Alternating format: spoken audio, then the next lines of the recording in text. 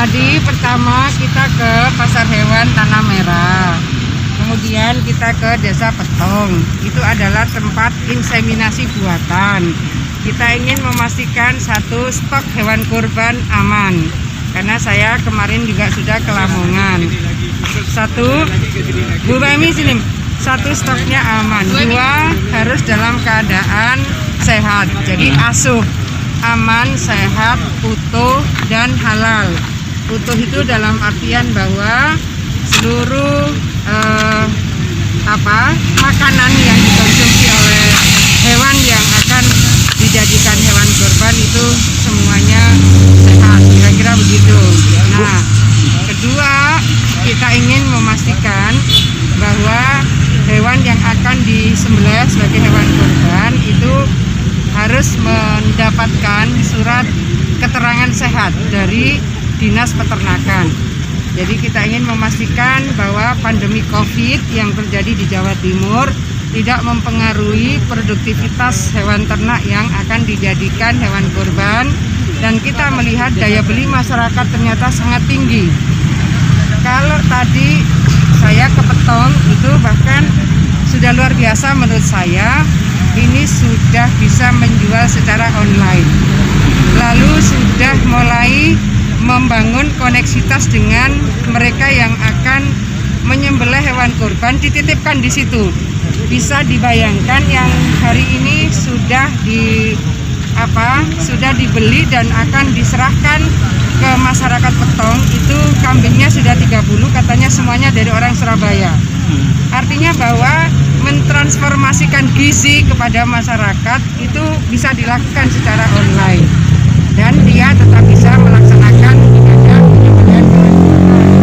Dan itu dilakukan oleh masyarakat Petong gitu. Menurut saya lumayan jauh, tapi mereka ternyata advance, pikirannya maju. Itu maksud saya, dalam artian orang yang mau beribadah difasilitasi melalui pembelian dan penyembelihan hewan kurban secara online, dan sudah terkonfirmasi diserahkan kepada masyarakat Desa Petong. Kalau ini bisa dilakukan oleh daerah-daerah desa-desa yang lain, maka orang akan terbantu untuk bisa menyelenggarakan ibadah penyembelihan hewan kurban. Dia nggak repot-repot, dia membayar online, dan dia bisa memberikan hewan kurban itu dagingnya kepada masyarakat yang lebih membutuhkan. Ketiga adalah ini terobosan di era pandemi, karena pembayaran online berarti tidak ketemu tangan dengan tangan, uang dengan uang, dan itu akan berseiring dengan upaya untuk meningkatkan physical distancing sudah pasti, karena mereka tidak ketemu fisik. Jadi nilai tambahnya cukup banyak yang di Desa Petong tadi. Kemudian saya menyampaikan bahwa ini Bu Kepala Dinas Peternakan, tadi saya sampaikan ke Pak Bupati, saya ingin hulu hilir bisa disiapkan di Petong.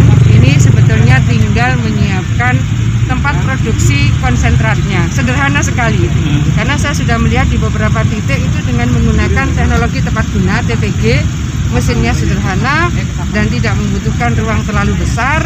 Tetapi masyarakat di Desa Petong, karena memang sapinya cukup banyak, sudah bisa sebetulnya menginisiasi produksi konsentrat. Jadi kan mereka sudah dikasih chopper, jadi makanan itu sudah bisa dicacah-cacah. Setelah itu mereka butuh konsentrat, dan ini teknologinya sederhana. Yang nanti itu PR saya, PR Bu Kepala Dinas.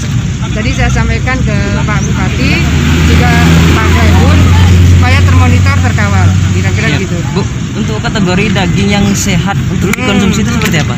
Beliau Kepala Dinas, dokternya ini. Untuk penyembelihan hewan kurban itu di pelaksanaan kegiatan hewan kurban itu ada pemeriksaan sapi, tempat pengelolaan lapak-lapak, kemudian di tempat penyedia hewan kurban itu dilakukan pemeriksaan kesehatan hewan mulai dari fisik, jadi ternaknya harus sehat, tidak cacat, dan jantan, dan sapinya umur 2 tahun. Kemudian setelah saya diperiksa sehat, diberikan surat keterangan sehat. Kemudian akan dilakukan lagi setelah dipotong pada tanggal 31 Juli 2020 akan dilakukan pemeriksaan lagi, yaitu namanya pemeriksaan postmortem. Jadi kita menggerakkan semua sumber daya manusia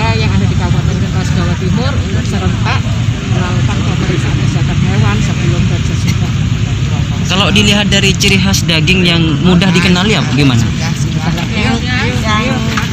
Yang baik yaitu warnanya merah, jernih, tidak pucat. Siap. Oke. Terima kasih, Bu. Nanti dipastikan bahwa ternak korban sehat dan sesuai dengan syariat Islam. Siap. Terima kasih Bu.